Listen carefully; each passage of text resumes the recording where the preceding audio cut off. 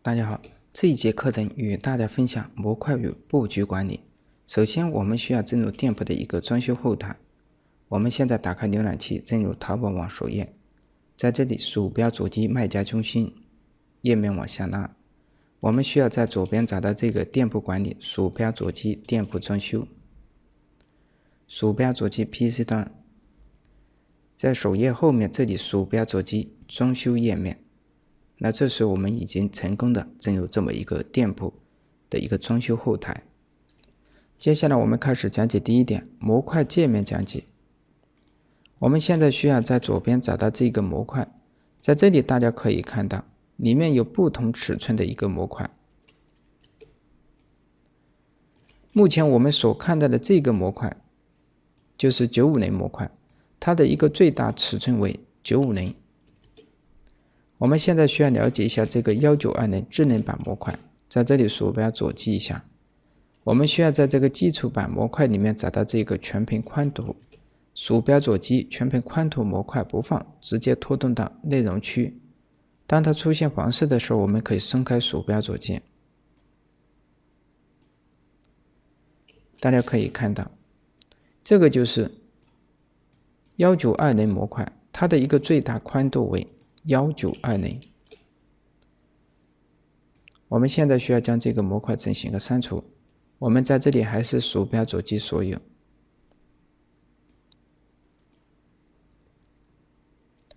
我们在下面这里可以看到，这个就是190模块，它的一个最大宽度为190。右边的这个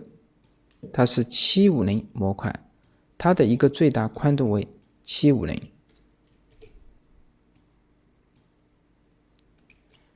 我们再看一下下面，这里有个基础模块，我们将后面这个箭头鼠标左击一下，将它进行一个折叠。在下面的话，这里还有一个设计式模块，我们在这里鼠标左击一下，里面有3个模块，再鼠标左击一下，它将折叠起来。接下来我们开始讲解第二点，模块使用方法。我们现在需要鼠标左击基础模块，将它进行一个展开。鼠标左击950，我们在这里鼠标左击宝贝推荐，直接拖动到内容区。当它出现黄色的时候，我们可以松开鼠标左键。那目前我们所看到的将是一个宝贝推荐模块的效果。当然，这个宝贝推荐的话，我们是可以将它进行一个设置。我们在这里鼠标左击编辑。我们现在所看到的是这个宝贝设置。在这里有一个推荐方式，默认的话选择这个自动推荐。自动推荐排序，我们也可以将它进行一个设置。在这里可以选择人气、热卖、热门等等。我们也可以设置它的一个宝贝分类，在这里选择。我们在下面可以设置它的一个宝贝数量，一般的话我们在这里选择4或者是8，点击保存。大家可以看到，在这里的话只显示了4个宝贝。我们再次鼠标左击编辑。我们在这里也可以选择手工推荐，那根据我们自己的一个需求，选择性的推荐其中的一个宝贝。我们在这里推荐4个，点击保存，它里面的这个宝贝的话将会重新进行一个更改。点击编辑。我们在这里还是选择这个自动推荐。我们在这里鼠标左击电脑端显示设置，这里有个显示标题显示，我们可以将这个标题进行一个修改。宝贝推荐为泽能网校。我们在这里鼠标左击保存，大家可以看到，它这个标题被修改为泽能网校。我们也可以不显示。在这里我们可以修改它的一个展示方式，我们可以选择一排展示3个，或者是4个宝贝、5个、7个宝贝。一般的话我们选择这个4个，而是在这里选择5个。在下面的话我们可以选择是否显示，我们在这里勾选一下这个累积评价数，点击保存。那这时大家可以看到这个标题的话就不显示了，我们在这里设置的是只推荐4个宝贝，但是我们一排是5个，那不足5个的话，后面将会为我们空着。刚才我们有勾选显示这个评价数在这里，我们在这里鼠标左击删除。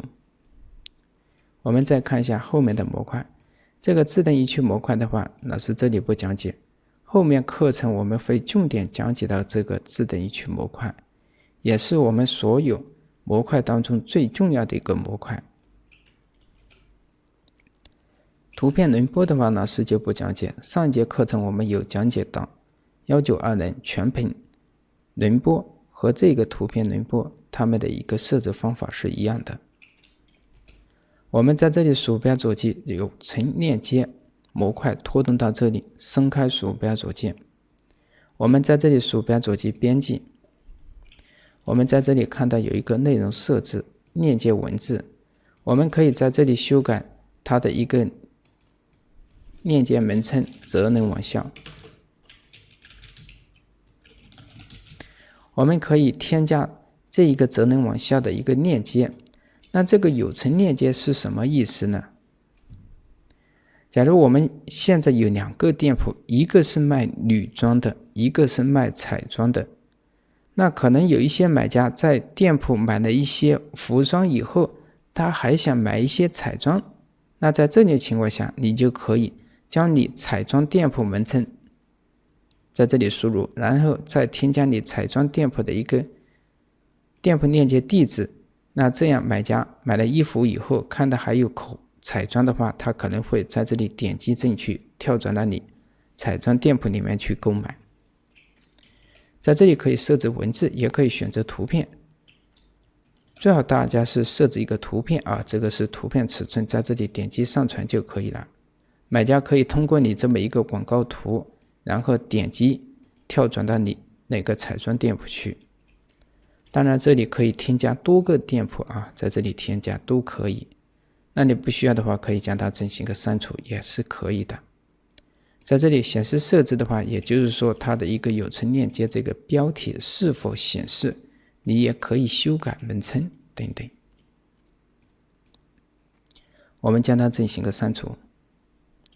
我们再看一下这个宝贝搜索，在这里鼠标左击不放，直接拖动到这个内容区。这个本店搜索的话，默认的话，大家可以看到关键词1、2、3，这个的话，我们需要对它进行一个编辑，点击。在上面这里，我们是否显示它的一个标题设置都是一样的。我们在这里可以输入它的一个推荐关键词，口红、眼线膏。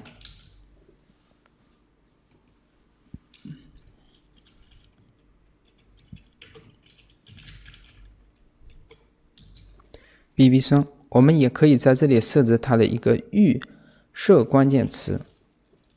我们来一个彩妆，在这里鼠标左击保存。那这时大家可以看到，这个彩妆的话是我们预设的，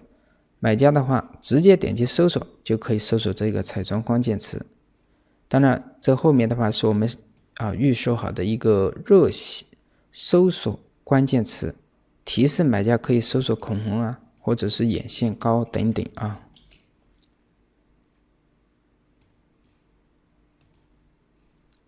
我们再看一下后面这个盲返、红包、购物券、小黄条、满减、公益广告，那这些的话都是营销有关，必须你要设置好了这些内容以后才能使用这些模块。在装修这一块，这些模块的话从来不用，大家可以直接忽略掉。我们再看一下这个750模块，我们找到这个750区域，这个750大家可以看一下，宝贝推荐、自动移区图片轮播、宝贝搜索这些和我们这个950模块是一样的。它们的一个区别的话，就是一个宽度是750，一个宽度是950，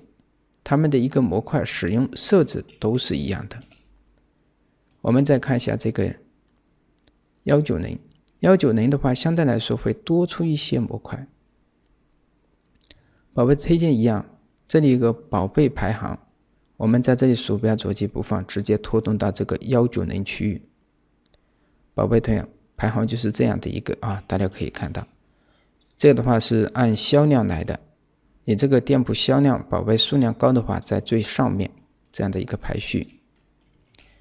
我们也可以鼠标左击编辑，大家可以看到是否显示标题、宝贝分类、所有分类或者是针对其中的一个分类都可以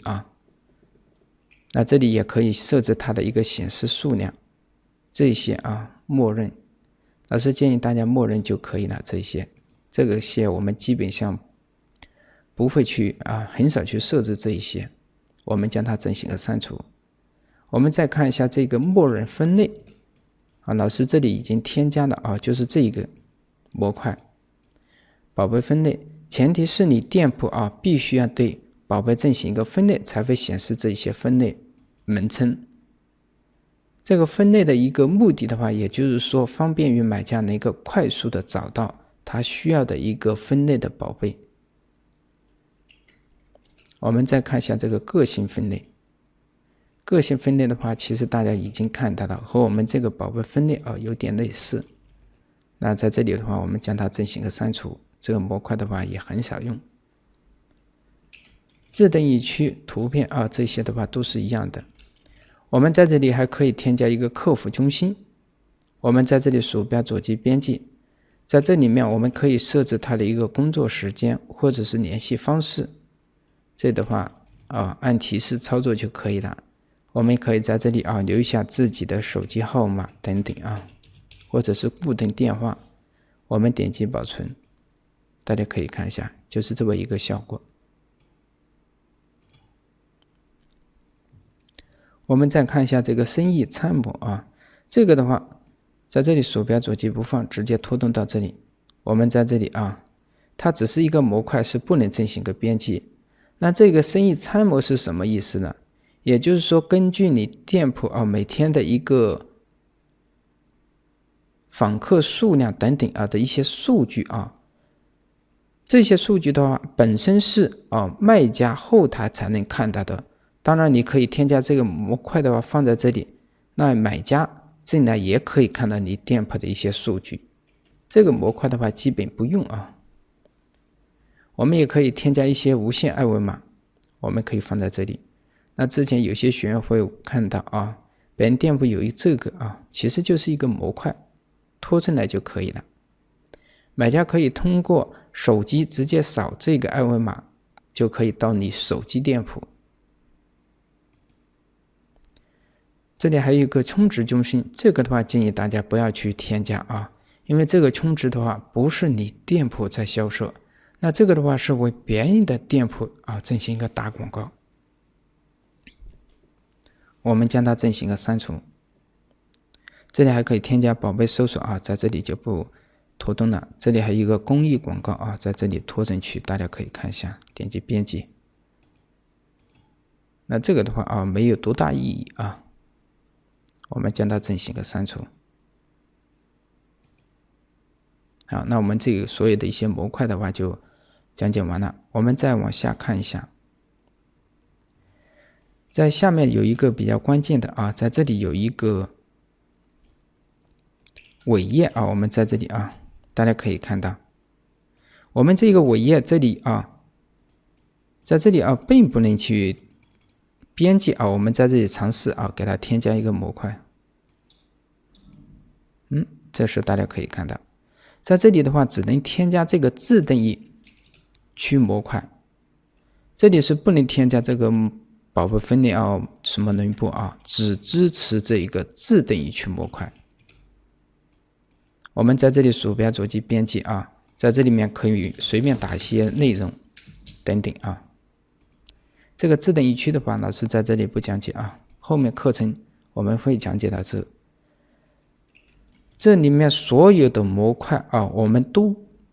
很少去用，只用这一个模块就足够了。因为这个自定义区的话它支持代码装修。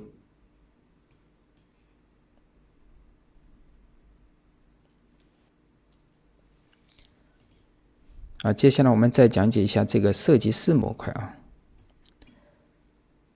好，那我们现在所看到的这个模块的话，就是这一个设计师模块，它是有特效的啊。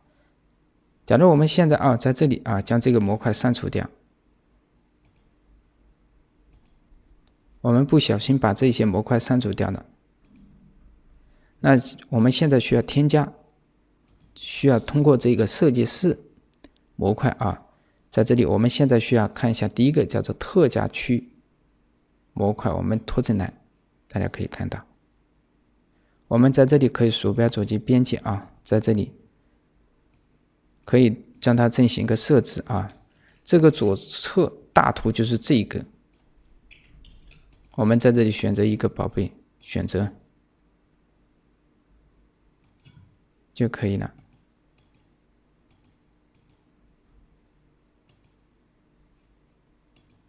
OK， 这里没有点击确认的地方这个页面有卡了。我们在这里还可以选择这些的话非常简单我们按提示操作就可以了。OK， 设置好了，我们在这里将它进行关闭，点击确定。这是大家可以看到就已经设置 OK 了。我们再看一下这个宝贝排行，拖进来，也就是这么一个模块，当然也是可以编辑大家可以看到显示设置等等我们在这里可以选择一个分类，多选择几个，显示设置等等，这一些按提示操作就可以了这一些都默认的，这个大概了解一下 OK 了，因为这些模块的话我们基本不用。我们再看一下这个宝贝分类了解一下。在这里的话，这个其实就是大家可以看到，就是我们店铺的一个分类你只要拖进来了，它这里就有默认的。我们在这里也可以点击编辑在这里选择等等等等，你只选择2个也可以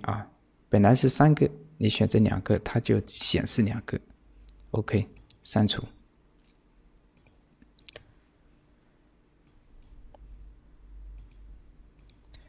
好，现在我们可能还会遇到这种情况我们现在需要将上面这一些950模块全部把它进行个删除。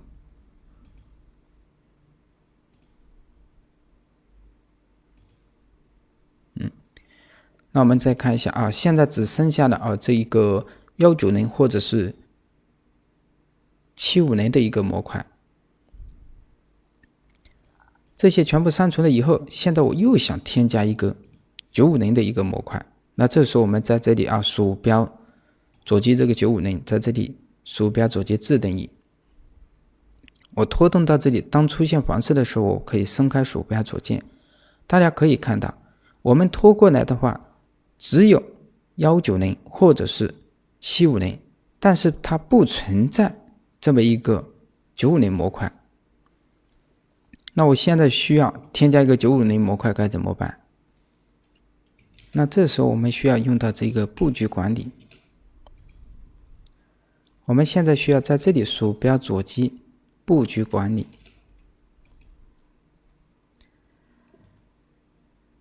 在这个布局管理里面，我们可以看到整个首页的一个模块的一个布局。上面这一个单独的这个框框的话，它是店铺页头，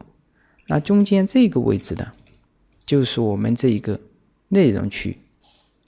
下面这个位置大家可以看到这里有个门称店铺页尾，就是这个框框。那我们现在看到这里有一个添加布局单元，我们在这里鼠标左击一下，在这里我们可以添加950或者是190，我们现在需要添加的是950，在这里鼠标左击，它会出现这么一个请拖入模块。那我们在这里给它添加一个950的一个图片轮播模块，大家可以看到。OK， 我们在这里鼠标左击页面编辑，看有没有添加进去。大家可以看到，我们这个轮播模块并没有在这个上面显示。我们往下拉，在下面的话，我们可以看到啊，刚才我们添加的这个图片轮播950模块的话是在这个下面。那如果我们想移动到上面的话，在这里大家可以看到这个位置啊，它是灰色的，不支持移动。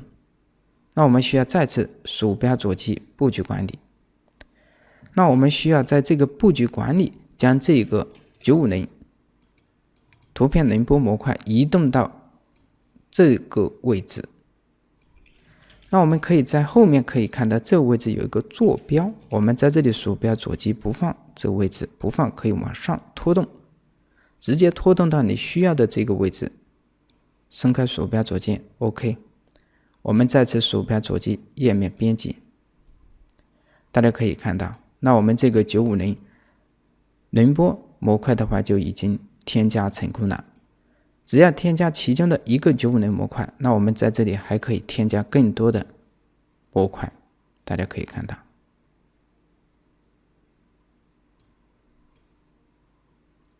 OK， 当然如果我们现在假如我们现在这个店铺不需要这个模块，这个190、750这个模块，一般我们店铺装修的话，这些模块的话直接删除掉，因为这些模块对我们装修得到了一些限制。在店铺装修的话，我们都喜欢全屏或者是大屏的一些设计，所以说我们需要将这些模块删除。那我们